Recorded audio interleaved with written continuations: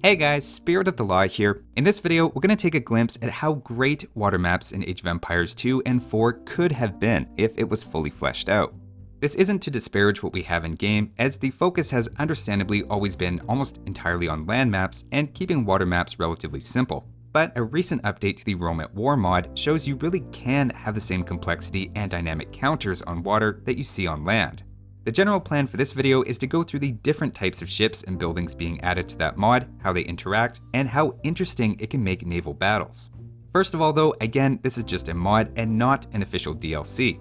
I've covered it before, but in case this is your first exposure to it, it's an ancient Roman-themed overhaul, replacing the game's civilizations and units while adding some new game mechanics, and in this case completely remaking the entire naval tech tree with way more choices and interactions. To be clear, this is not the same thing as the upcoming Return of Rome DLC, though I would personally love for them to bring these modders on board with that, as the mod has so many innovative ideas. I've made a tutorial before on how to install it, which is linked below, and basically you just download the files and copy paste them into a particular folder. It's pretty quick and easy. So with that, let's talk about the changes. The first is the port, which is where you make fish, trade, and transport ships like usual, but you also have a new construction ship. This one's unique because it can build sea towers, sea walls, and gates. We've seen them in scenarios, but now they're actually in the game, or at least a mod. The tower and walls cost a mix of stone and wood, so you'd have to go on stone early, but it means you can section off parts of the map to protect your fishing ships or prevent sneaky naval landings. With enough resources, you can even try to wall in someone's island, so there's a lot of strategic options here. The sea towers are a little shorter range than a regular watchtower and are fairly easy to take out with demo rafts, but right away you can see how the mod is making water immediately feel more like land. Another little change is the fishing ships can now garrison in ports. This is true for all civilizations and not just Gurjars, which aren't in the mod, as obviously this is a Mediterranean theme, as it is Rome at war after all. So that's the port, which is your economic building, and separately there's also a shipyard, with a couple of extra flags added to it in this architectural style to make it distinct. It's on the second building page for the builder and is for military ships only. In fact, you can't even drop food at this building. This is purely for making your navy. Now, there's lots of things to build at the shipyard, including 5 main types of ships in feudal, 1 more in castle, and 3 more in imperial age. So let's take a look at the different types. First off, you have the basic 3 ship types in feudal age that we're all used to. You have the monoreme, which is basically just the galley, the fire galley, and the demolition raft. So this part should be very familiar. Fire galleys beat monoremes up close, monoremes destroy demo rafts before they get close enough because of their range, and demo rafts get good value against groups of bunched up fire galleys. That basic, more or less rock, paper, scissors has been preserved. They then go on to add 2 more ships. The first is the Scout Galley, which does what it says. It's quick to build, has good line of sight, and is tied with the demo raft as the fastest, so it's perfect for scouting. Where the others cost a decent amount of wood and gold, this one only costs a bit of food and wood, and I see this being something you would open with to find enemy ports and starting positions, but would follow up with an actual warship to do any damage.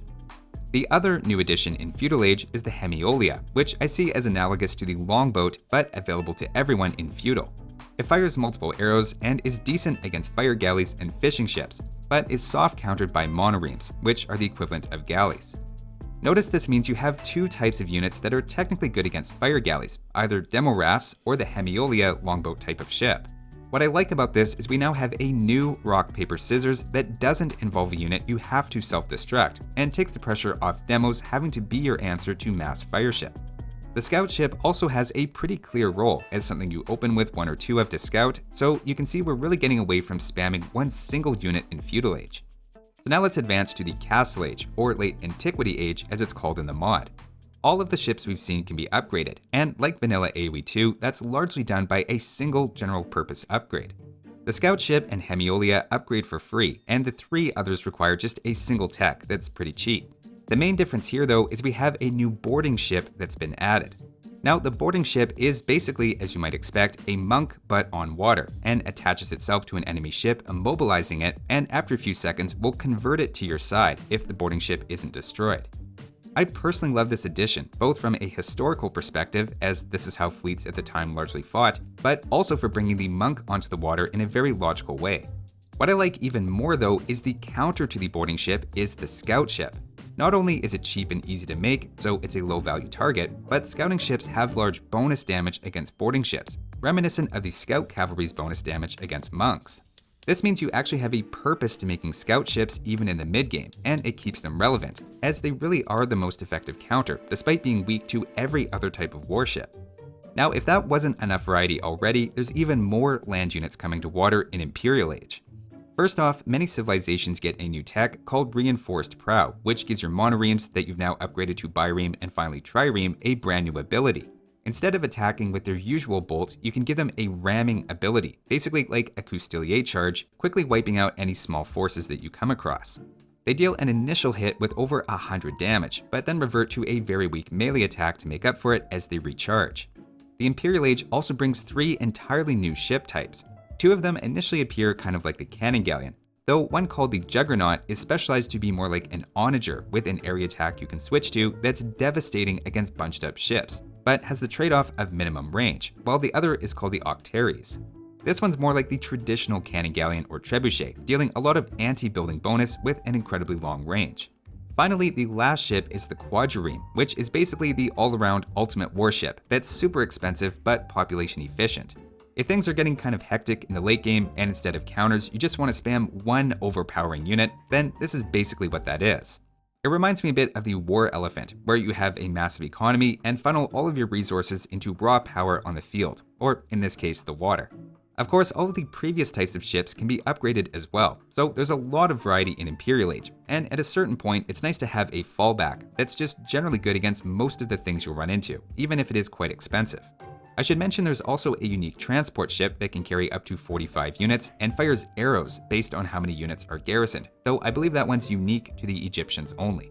Now, I realize that was a lot of information very quickly, and keep in mind not every civilization has full access to these, or at least are missing some of the last upgrades to certain lines. So as any one civilization, you're often working with a slightly restricted version of this.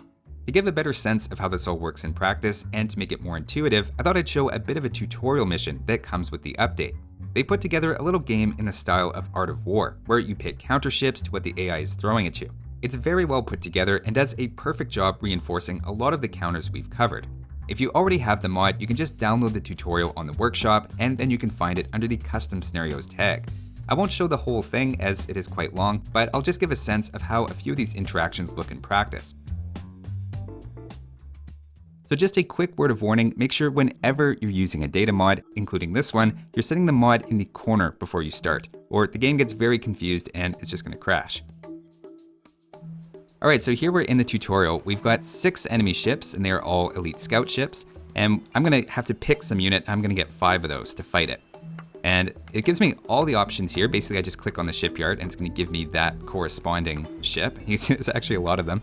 And if you click on any one of them, it tells you not only all of their stats and all their bonuses, but also what they're strong against and weak against. So this is just practice. There's no time pressure on anything, although I guess you could micro the units and put some pressure on yourself. And if you don't lose too many ships, you can actually get gold medals and stuff like that. Okay, so it doesn't really matter what I pick against this. It says it's weak against the basically any warship except for boarding ships. So we'll just pick the regular old trireme here.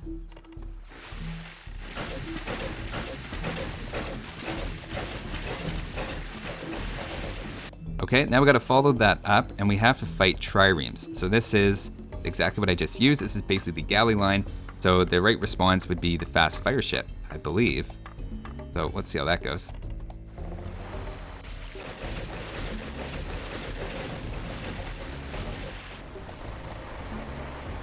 Okay, so the next one's a little tricky. So this is the trireme, but with the ram attack. And you can see it's got regular 3 melee, except 100 extra attack on its first hit.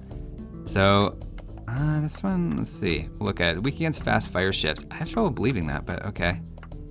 Boarding ships, maybe not for outnumbered, and heavy demolition ships. Now, I'd rather not blow up all my own ships, so I'm gonna do what it suggests. I'm gonna go with the fast fire ship.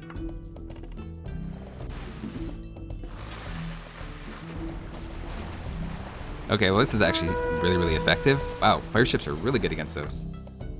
Okay, so the next one here is the fast fire ships. That's what I just had. There's a couple ways to deal with that. I'd rather not blow up my own ships with the heavy demo ship. So that's one thing I like about this is I have a few different options. So I could also do the one that's kind of like the longbow, which is this guy. So it fires multiple arrows and it's supposed to be good against fast fire ships. Let's see how it goes.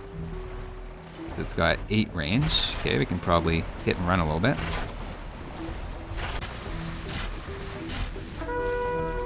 Well, that's pretty effective. All right, so next one we got are the heavy demo ships. Let's see, what are they weak against? Triremes, quinqueremes. I feel like they should be weak against this guy, but maybe not. All right, well, let's see the quinqueremes. Quinqueremes. I don't know how to pronounce any of this. All right, I think we're gonna have to hit and run again. That looks pretty effective. Oops. All right, I'm gonna lose a ship. Oh, nice, I didn't even lose one ship. Okay, so next one is we gotta counter that one that I just used. So this is like their longboat version. In fact, they kind of look like a longboat. I'm glad that they do that. This looks vaguely longboat-like to me. So that makes it a little easier to recognize. So let's see, they're weak against triremes, okay. Or quinqueremes. Is that the one we just used? All right, well, let's try the trireme. That's probably the cheaper way to do it.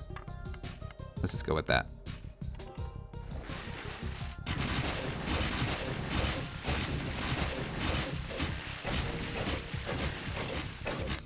All right, one ship down.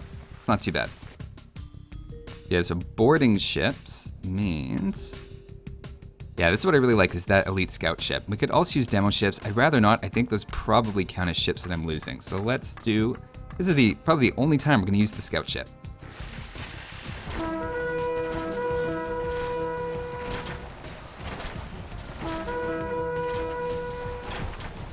That's such a cool idea.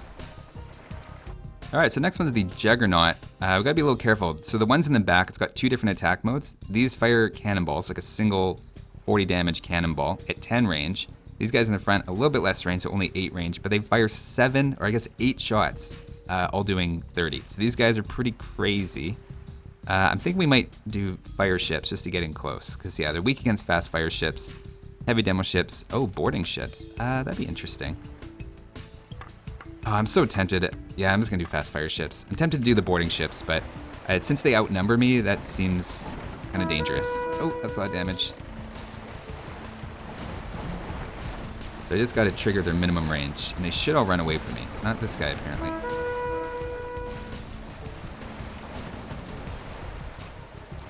Okay, that was a little rough. Yeah, so these guys are kind of sketchy. These are the really, really strong ones that I don't even know if they have a good counter. They're just really, really expensive. Oh, we can get boarding ships. All right, this one I'm gonna do boarding ships. So let's try this. Now, I could be a little sneaky here and just pause and individually set them, but I think we'll try to manually do it a little bit. Uh-oh, I think I'm gonna lose this one. All right, well, I'm starting to think that boarding ships might not have been the right choice there. I guess I was outnumbered. Okay, so this one, 2 Octaries. And this is the really long range one. I think just about anything should beat them. Yeah, basically any warship at close range. All right, a little bit of redemption time for the boarding ships. Come on, we gotta have one group here. Okay, you over there, and you guys over there.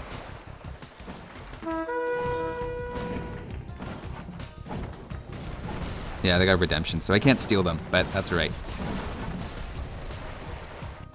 All right, so here's the next one. This one's pretty obvious. We want something with 16 range if we're gonna be attacking a fort. And these guys are pretty beastly. Yeah, there you go, 300 damage each. That's a lot. All right, well, that was pretty easy. The key is to outrange it. Okay, so that's a lot of ships. We've got 6 of the fast fire ships. We've got 6 triremes and 2 Octaries and also a couple of sea towers because we have to be able to destroy those at the end. So I think we're gonna grab our Octaries for the sea towers. Quinqueremes, I just think the best water ship. And I gotta decide, I don't know what we want. So we could get these guys to fight the fire ships, but they're really bad against the triremes. So if we got our own fire ships, the rams actually good against fire ships? No, they're not. I think we're gonna go with the fire ships. We're gonna try to put the fire ships in front to fight theirs and hold them back. And then we should have more firepower.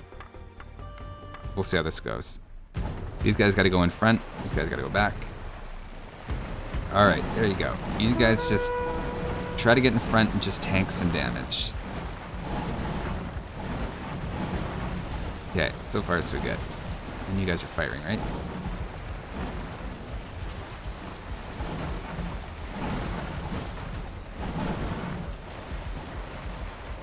Oh I still got a lot of ships back there. Okay, let's bring back. So many little dynamics going on here. Okay, you guys back? We just gotta bait him with our high damage guys. Yeah, I don't think I'm gonna get this gold medal. No, definitely not anymore. That's fine though. Okay, so far so good. I like he's attacking these little waves. That's definitely helpful.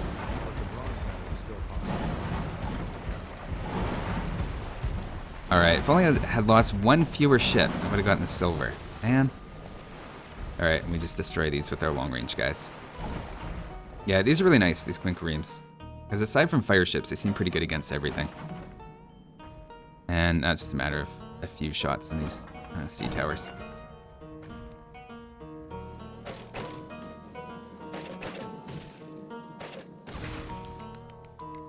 Well done. You have successfully destroyed the final enemy wave. With the knowledge you have learned from this tutorial, you will now be able to harness the power of a successful navy. Hoist the sails and assemble your fleet. So I just wanted to share that really cool update with you guys, and I have to say I was really blown away with how well thought out all the designs were, and how much more interesting it makes the feudal dynamic in particular. It really blows my mind that this is a completely unofficial mod put together by a very small group of individuals. If you want to install the mod, just follow the link in the description, and honestly, it's worth it just for their tutorials, which have a lot of replayability and things to explore. The mod can also be played online if you and someone else have it, and if you want to do that, just grab the multiplayer version on the workshop after installing the mod, and you can host a game, making sure to use the Rome at War multiplayer dataset. Unfortunately, it isn't officially supported at the moment, so it's a bit of a hassle to get everyone in the lobby to install it, but that's just a limitation of Definitive Edition and not the fault of the mod itself. That'll do it for this one though. Thanks for watching guys, and I'll see you next time.